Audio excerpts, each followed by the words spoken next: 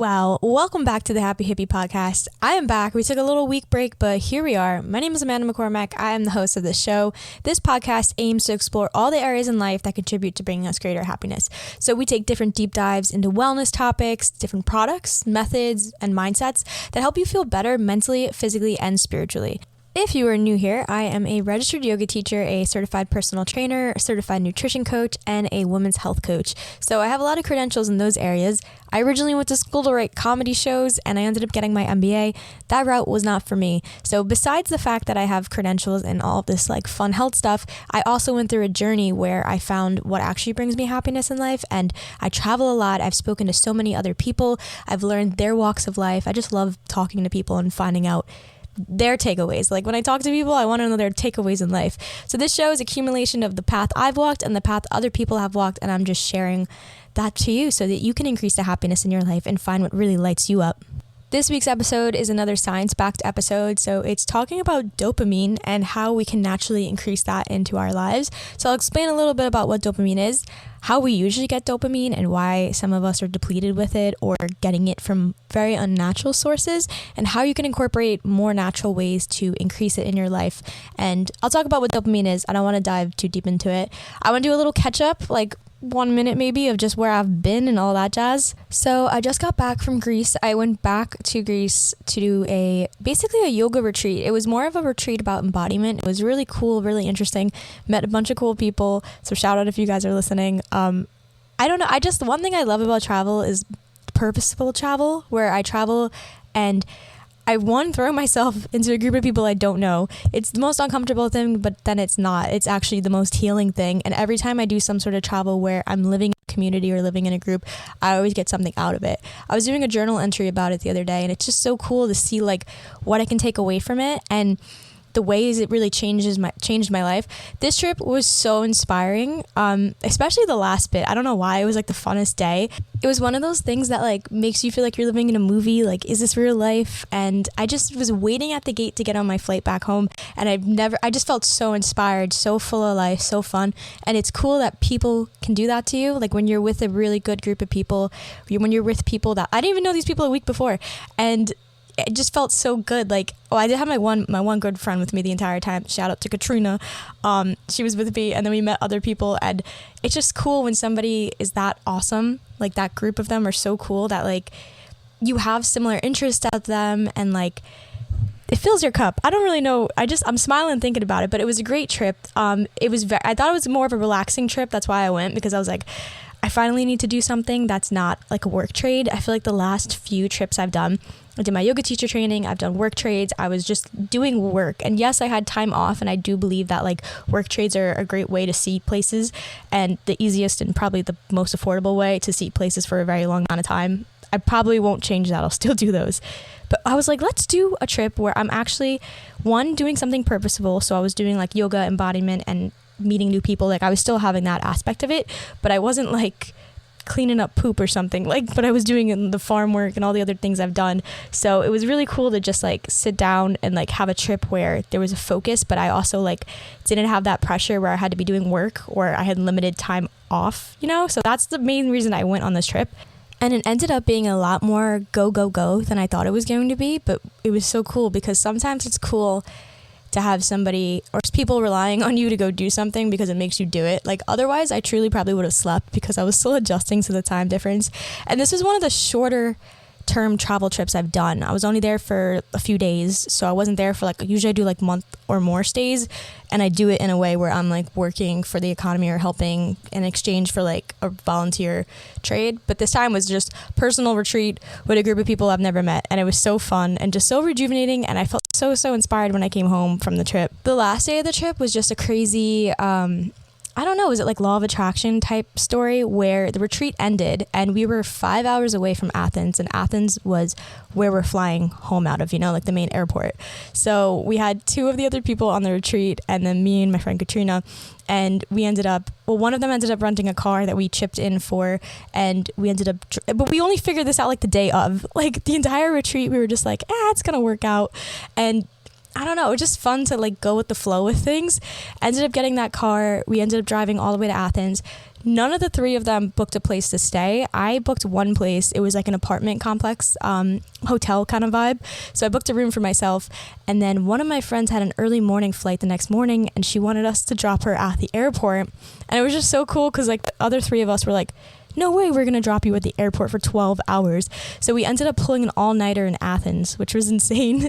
We were up at like this rooftop bar, and then we were all like in my new room that I had, and I had a big king bed, and the four of us were just like laying there, and we were up for like hours talking, and it was just like so fun. And then we drove her to the airport. Then three of us came back, and we crashed for like, oh my God, it might have been like 4 hours, I think. And then I was leaving the next day. So we squeezed in like running around in Athens in the morning on 4 hours of sleep. And then I immediately got on the plane and we like left. Well, I left.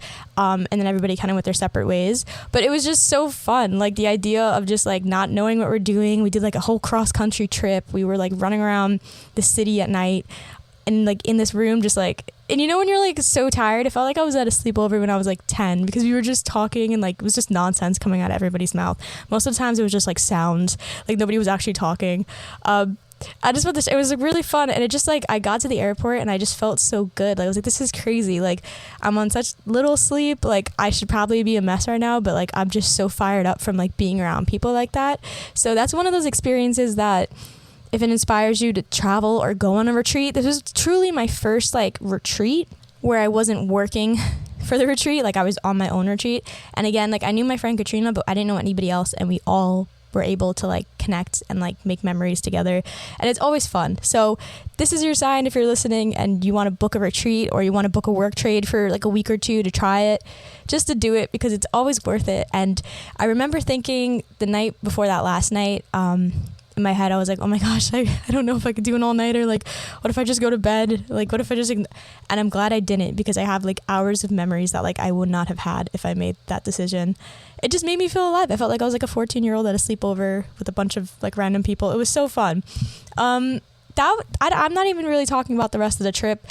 We can talk about it maybe another time, but I just wanted to catch up. That was, like, my highlight. It was a beautiful trip. It was to Lefkada, which is in, like, the west coast of Greece.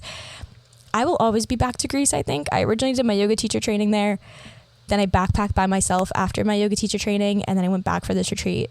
And I feel like I will continually go to Greece because it's a place of beauty within the people, beauty within the land and the experience. And on top of it, I never see it all. Like I've been there for weeks on end so far, and I haven't been able to see everything. So there's always reasons to go back. There's always beautiful people that you're going to meet there as well. So I love Greece. It's a big spot in my heart for Greece. But yeah, we can get into the episode now. I usually don't do super long intros. I've been trying to just jump right into the episodes, but I did want to catch up a little bit. I skipped last week because I was recovering from all of the traveling, and I also was running around with some other stuff when I came back. So I just was like, we're not going to force myself to do the episode. And I'm glad, because I was able to put a lot of time. I was able to do my research and pull all the bits and pieces together for this episode. So going back to happiness, we're going to talk about dopamine, which is known as the happiness hormone. So dopamine is responsible basically for allowing you to feel pleasure, to feel satisfaction, and to feel motivation. It's a neurotransmitter, so it's basically a chemical that transmits messages throughout your body. It's produced in the brain, but it's also produced in other parts of the body as well. And sometimes it's also known as the feel-good neurotransmitter, like I said, the happiness hormone. And it plays a real important role in pleasure and reward system, which again, like I mentioned, satisfaction, pleasure, motivation. It motivates you to repeat certain behaviors. So if something spikes dopamine in your brain, it makes you want to repeat it, which is why most people will say that dopamine and like addictions are kind of like close. There's not scientific evidence that addictions come solely from dopamine release, but it does encourage the behavior of repeating whatever gave you that dopamine in the first place. You also get dopamine when you achieve something. When you feel really good and you achieved it, when you got a task done, it actually gives you a rush of dopamine in the brain. And it's literally known as a dopamine rush. So again, it's a flood of pleasure or a flood of satisfaction that comes in your brain when that chemical is released. You can get it from shopping, like buying something new, or finding $20 on the floor. Like that's when dopamine is released. And again, it reinforces the like enjoyable sensation by linking the things that make you feel good with this desire to do them again so that you can feel good again. And some symptoms of having low levels of dopamine is you feel tired, you can feel moody, and you can feel unmotivated when you don't have a lot of it in your brain. So you can get these rushes of dopamine, like I mentioned, in tons of different ways. There's natural ways where you can get it, and then there's also a lot of man-made ways where we can get dopamine easier these days. I don't want to call them unnatural, but I will. I'm going to refer to them as unnatural ways that we basically get dopamine. So people receive a hit of dopamine every time that you check your phone or you check social media. And I read a whole book on how to like detox from your phone, and there was so much cool information in there about how phones are designed, just like these apps are all designed to keep you like hooked and on them. They are giving you hits of dopamine secretly, like really small hits when things happen, when you engage with something, when you get a like, a comment. It conditions your brain to get hits of dopamine from follows and comments and likes. But the coolest thing is, oh my gosh, I want to pitch it the way they pitched it in the book. So this is one thing that I learned about social media, that if you ever meet me at a bar, I'm probably going to talk your ear off about it because it's like one of my favorite like party topics to talk about. Thinking about scrolling. So the fact that apps use a scrolling method actually comes from another really addictive thing that science has shown releases dopamine. So when you're scrolling and scrolling, you don't know what's coming next. Technically, think about it. Like when you're on your phone, you're on TikTok. TikTok talks about it more. Like TikTok shows it more than it would be like as Instagram, because most of the time Instagram, it's people you follow, but you don't know what you're going to see. But For You page and all of that on TikTok and other apps, you really don't know what you're going to see. It's a little bit of a gamble, because slot machines are designed in the exact same way that people don't know what they're going to get. And that's what keeps them going, because they'll put money in and they'll gamble and they'll like spin the machine or whatever game they're playing because they don't know what's coming. And that's what's giving them the dopamine, is that there's possibly something really good that's going to come up, but you don't know, and you have to keep scrolling to get to it. You have to keep spinning the machine or putting money in, and that's actually how gambling addictions are formed. And social media apps use the same science that's used in gambling, or the same methods that people who design gambling machines use to keep people hooked, because it's slowly releasing dopamine when you get something you like, and then you just keep scrolling because you want something else that's going to give you that dopamine. So like TikTok and Instagram, they're the two that I keep thinking of with scrolling, but I know there's tons of other apps. They're literally slot machines in your phone for your brain. There's other ways that we get dopamine as well. Most of it is through external sources. One is alcohol. Another one could be a junk food or like a sugar, something that your brain is like really enjoying. Gossiping, which is really funny, screen time in general, and also attention. So a lot of people who kind of engage in like manipulative behavior, when they get like a rise out of somebody, it actually gives them a hit of dopamine. So most of the time when you label people as like toxic, and you know the behaviors associated with that, when they're doing like mind games or like gaslighting in a way, when they gaslight and they get a rise out of you, or like you go along with it, like you kind of play into their thing, it gives them dopamine. So that keeps up that crazy habit. So whenever you like admit they're right or whatever those behaviors are, they get something out of it. Isn't it crazy? Like humans kind of go out of their way to find dopamine, or a lot of things people do are subconsciously driven by the fact that they're getting a dopamine release and they don't even know it. When we keep engaging in these types of habits or these external sources of dopamine, it conditions us to feel less satisfied and less fulfilled with the world around us, because we're relying on an external source to bring us happiness rather than finding a more natural and sustainable way to boost your dopamine.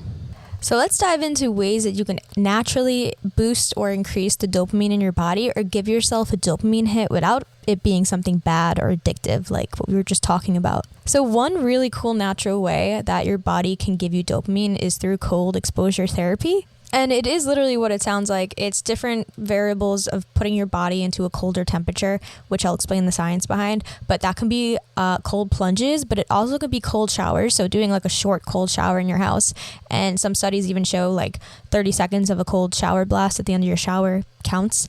Ice baths, or even full cryotherapy sessions.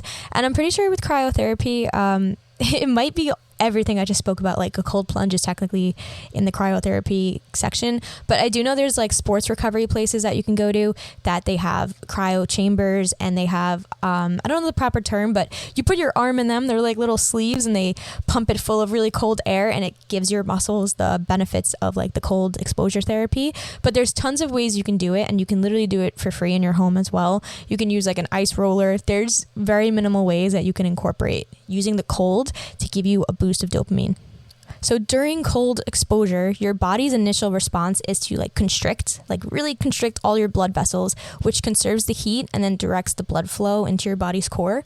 So this reaction also prompts the release of endorphins and dopamine. So when the dopamine is released, it can provide feelings of euphoria and well-being. So literally when you have that cold on your skin, it makes your body contract, and then it releases all those happy hormones. There's more science about this too, which is really cool. So there's also changes in your positive emotions. Like you'll have that euphoric feeling and you'll feel really good, but it also can be linked to having a success or having an accomplishment about something, which earlier I mentioned, that's how your brain releases dopamine. So by self-regulating your body, by being in the cold exposure and being able to use your breath and just kind of like get through it, it's an accomplishment. It's like giving yourself a little sticker, and that's what releases dopamine as well. So besides the scientific fact that your body has a response to the cold, your brain also has a response to you getting through the cold, which gives you that like, I self-regulated, I did it, and you get that feeling of accomplishment, which releases more dopamine.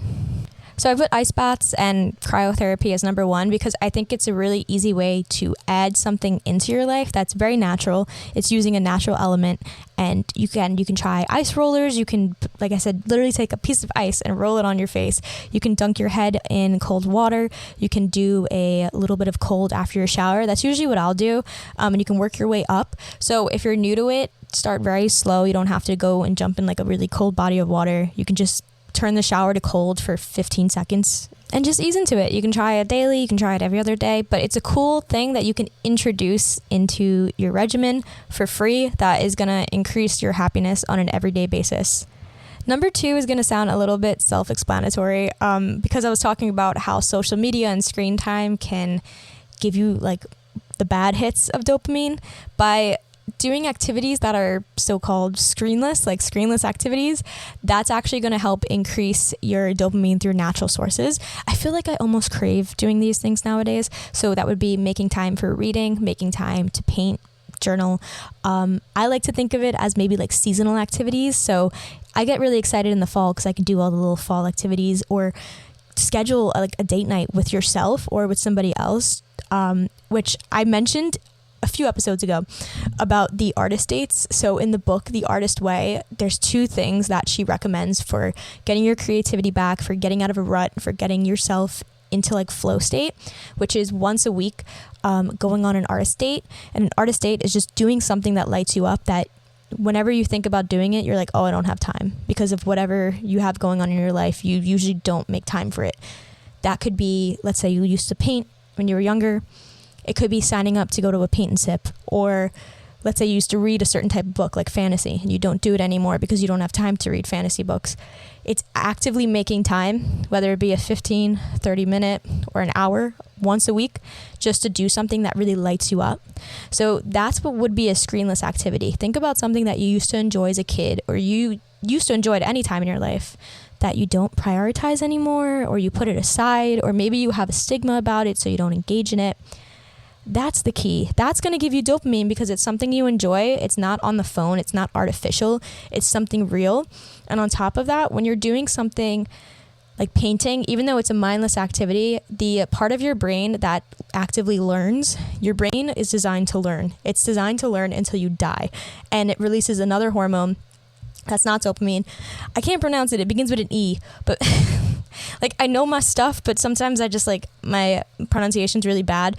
I'll put it in the show notes if I remember it. But it releases another hormone that is basically released when you're learning, and that's what decreases aging in your brain. So when that hormone that begins with E, that I cannot think of right now, is released in the brain, it creates, like, you can't make new synapses in your brain. Like, whenever those synapses like fall, like, they're gone, but you can always make new ones. And people who are making new synapses, which basically, to make a new synapse, you learn a new skill. So you could be doing a puzzle, you could be painting, you could be doing something where you're actively learning. That's going to keep your brain from aging. Like, aging in terms of like going into an older state and getting more susceptible to diseases such as dementia and Parkinson's and Alzheimer's. All of those come with when you're not using your brain. So besides the fact that these screenless activities increase dopamine, when you make time to work on a fun skill on the side, it helps you with your brain health. It helps you when you get older, your brain is going to be stronger.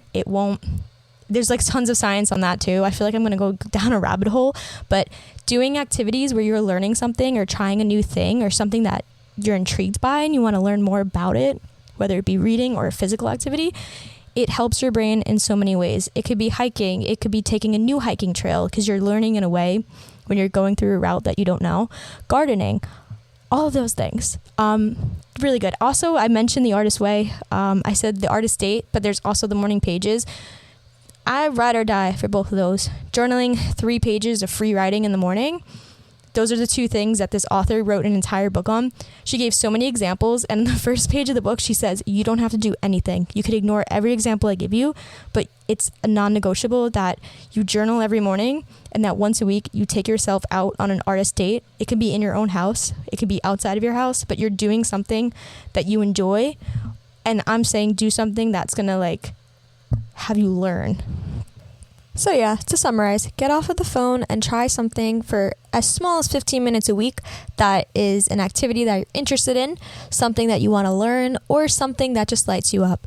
Go for it. It's going to increase your overall happiness. And again, every time that you release dopamine, like the more you do it on a weekly basis, the better you're going to feel. It's going to catalyst into you in your work, in your exercise, in all the areas in your life. So doing small things like this, they really build up. They have meaning. Number 3 on the list, like a broken record, movement. Movement, babes. It does so many wonderful things for your body. Your body was made to move, and when it moves, certain things are released that help you stay at optimal health. Brain health, physical health, so many benefits to moving, whether that be walking, going for a hike, taking a workout class, lifting, Pilates, yoga, any form of movement. The more you incorporate it, the healthier you're going to be inside and out. There are studies done with humans, and there's a lot of studies done with animals as well that suggest that exercise can increase dopamine levels in the brain. So when you move and you have all those feel-good endorphins released, dopamine also is released as well. When you go up a hill and you get up the hill and you feel that sense of accomplishment, dopamine is released. So usually I feel like the cool thing is when you're moving, it releases these hormones, but you know how it is when you have a goal or you finally like lift a weight that you've always wanted to lift, or you notice your endurance got a little better, you get that sense of accomplishment, which therefore also gives you that dopamine release. So there's a 2-in-1 factor. Anytime that you're accomplishing something, you're going to get that release. So when you're doing it with a movement related activity, it's a double whammy. Number 4 is getting an appropriate amount of sunlight.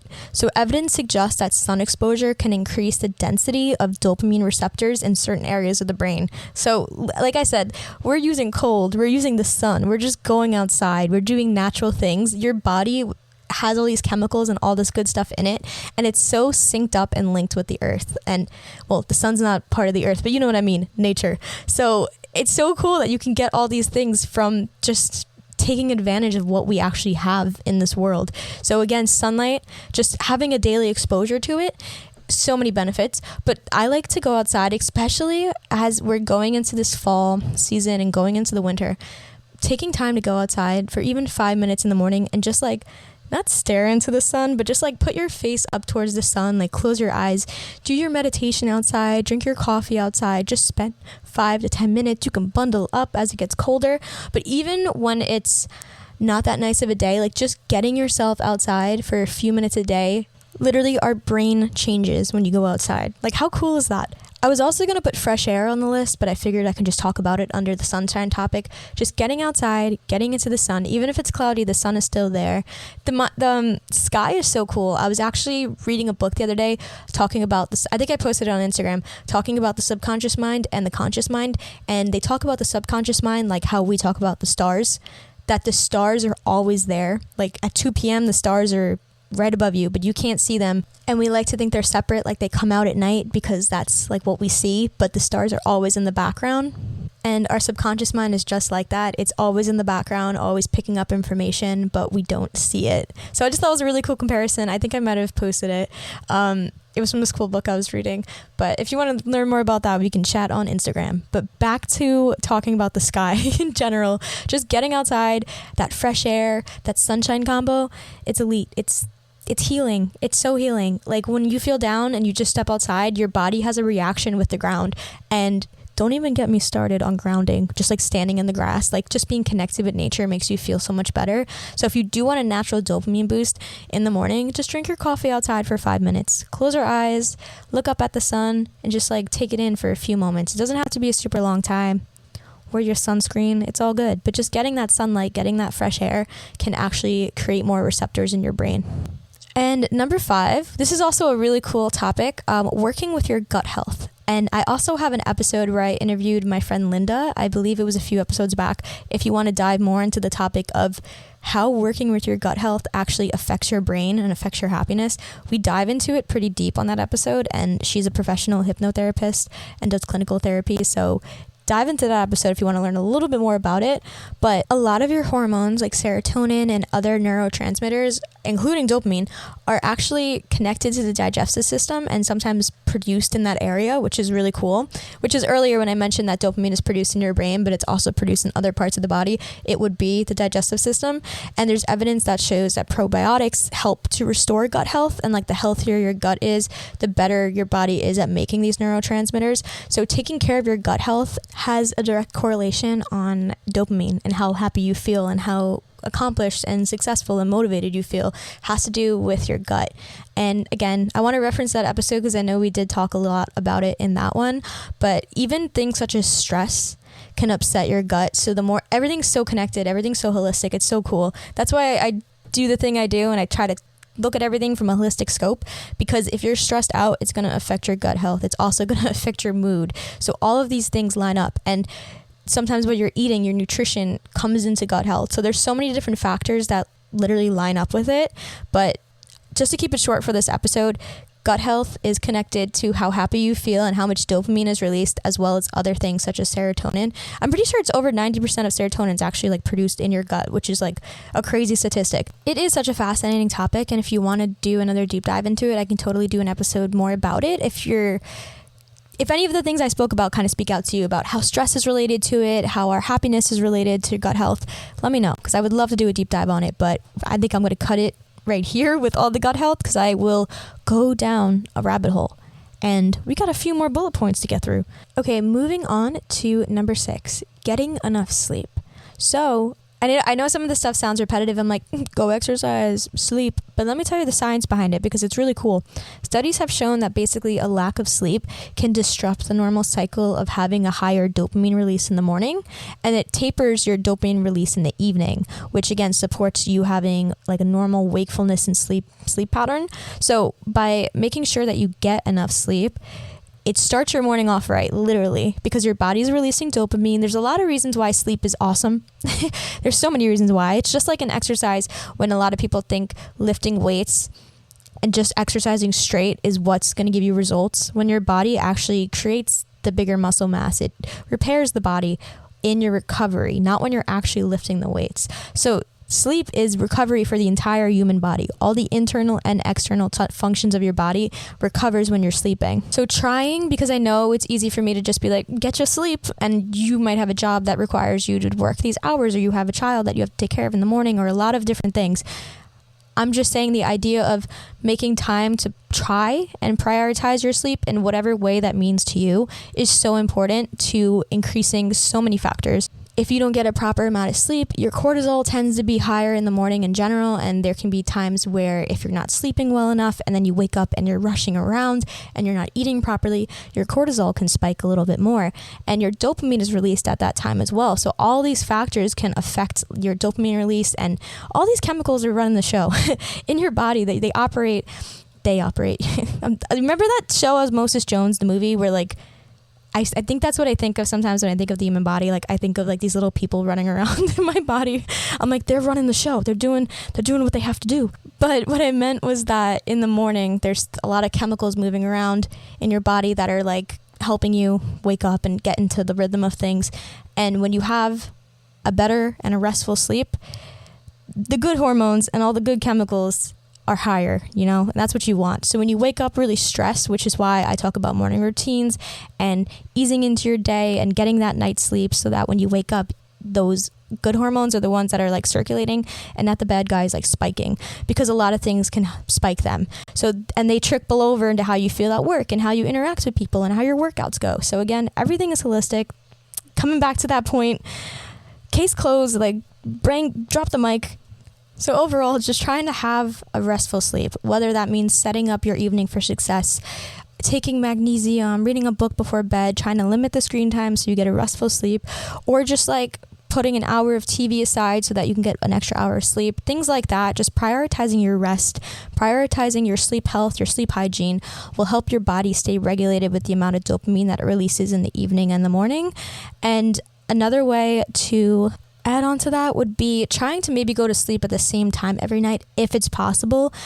I mean, I know personally when I used to work at the gym, I would do 3 days a week where I was teaching literally 5 a.m. workout classes. So I had to be up at 3 a.m. to get to my job and open the studio. And then other nights I was working evenings. So I got to sleep in the morning, but I was very dysregulated. The best that you can with whatever your schedule is, if you're a nurse, if you're doing anything like that, if you can have a few days a week where you can get your body into a cycle, it will help you have a restful sleep and wake up and kind of be regulated with what is releasing when. So the best of your ability.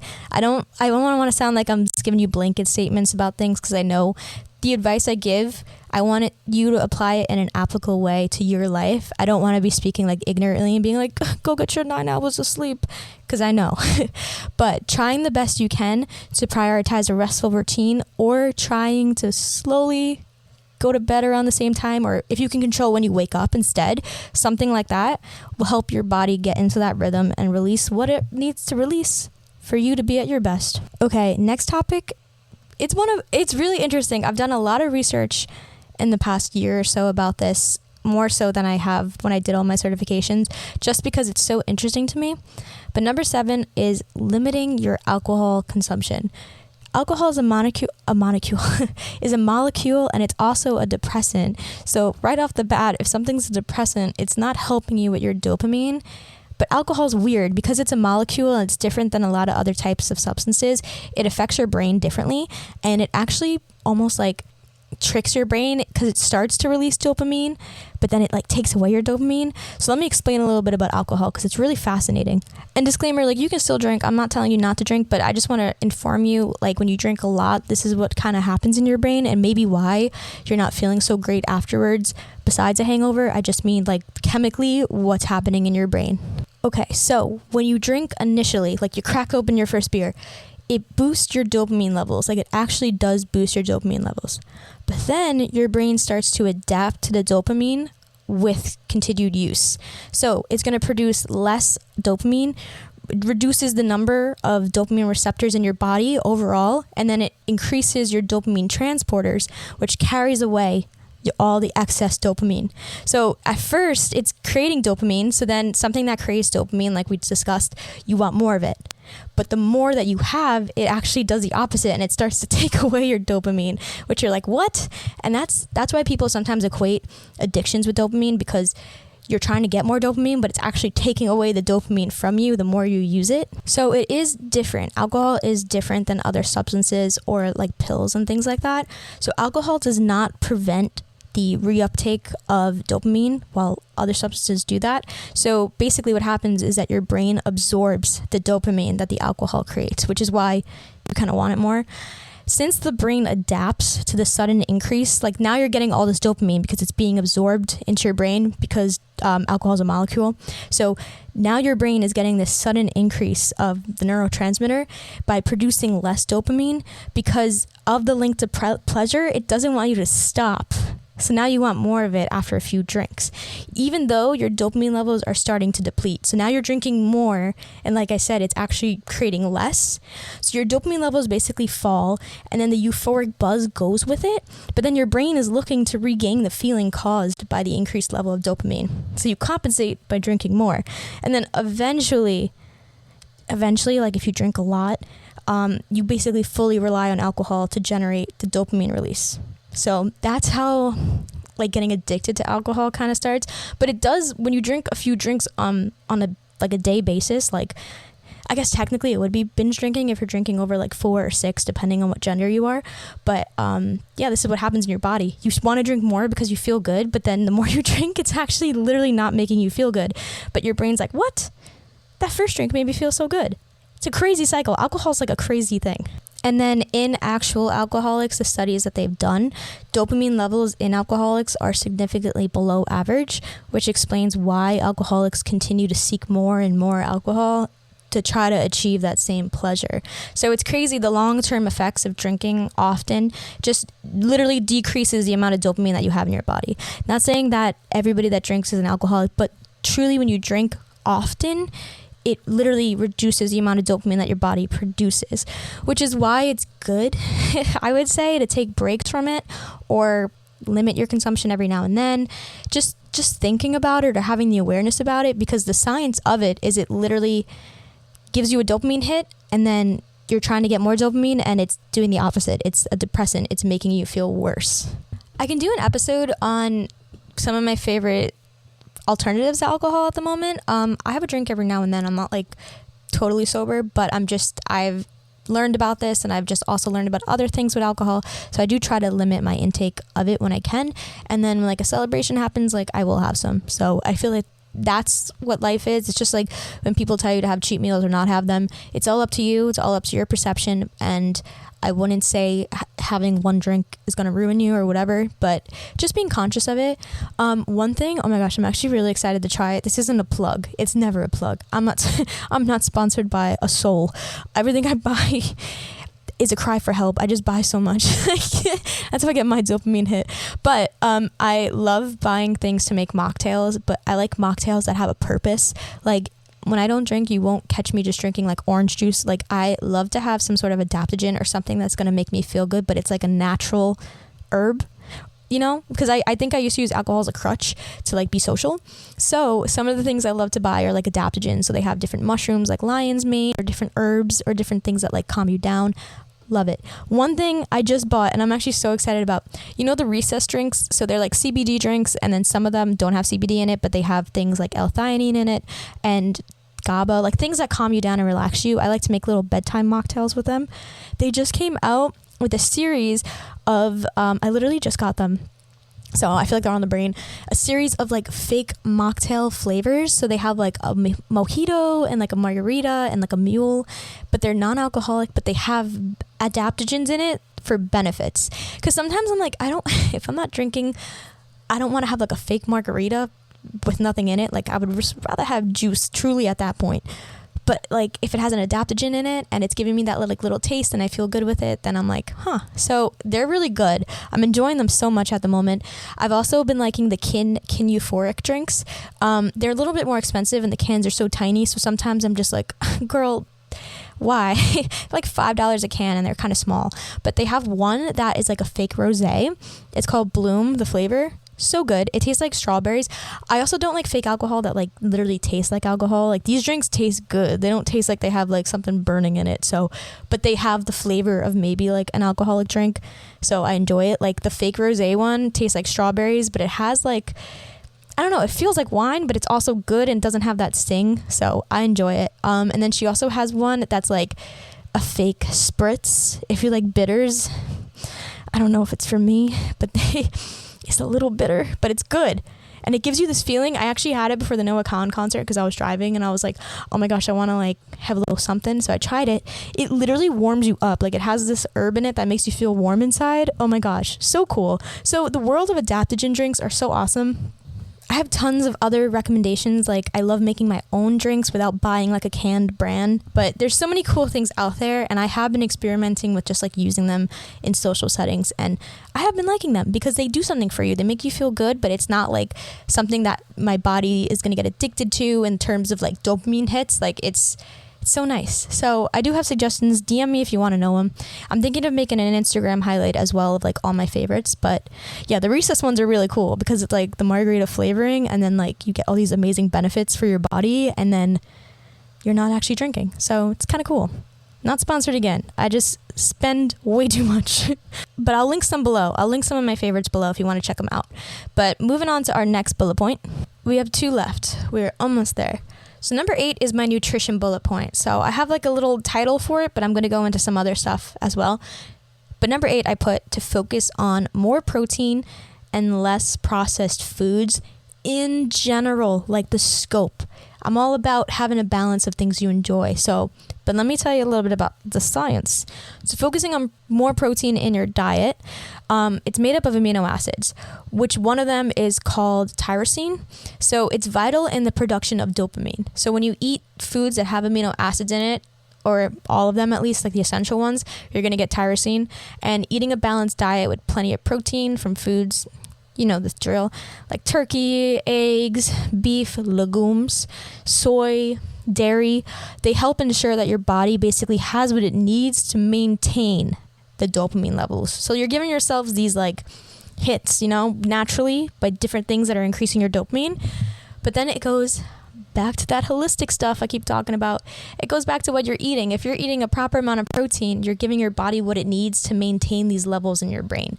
The amino acids in your brain are holding it in there, you know? So when you're not eating the right way, it's almost like throwing your work out the window. It's like going to the gym, but not fueling your body properly afterwards. So food does play a role in your dopamine as all. Processed foods and foods, people who have a diet with heavy saturated fat, it's been shown like saturated fat is a disruptor with dopamine signaling. So saturated fat you can have, like coconut oil is technically a saturated fat, but it's if you're doing a very high fat diet, like you're not getting enough protein, you're eating tons of saturated fat.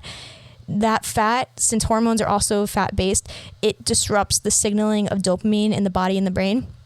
And again, that's like really extremes, but I'm just saying like focusing on a diet where you're getting proteins, fats, and carbs in the proper amount is going to help your body in the long run maintain and run like a well-oiled machine in general. So when you tilt the scales and you have way too much protein or way too much fat or way too much carbs, of course there's going to be some sort of something wrong in the body with it. So just focusing on eating a good amount of everything and prioritizing your protein, it's going to be really good for your brain health, for your body health, and all that jazz.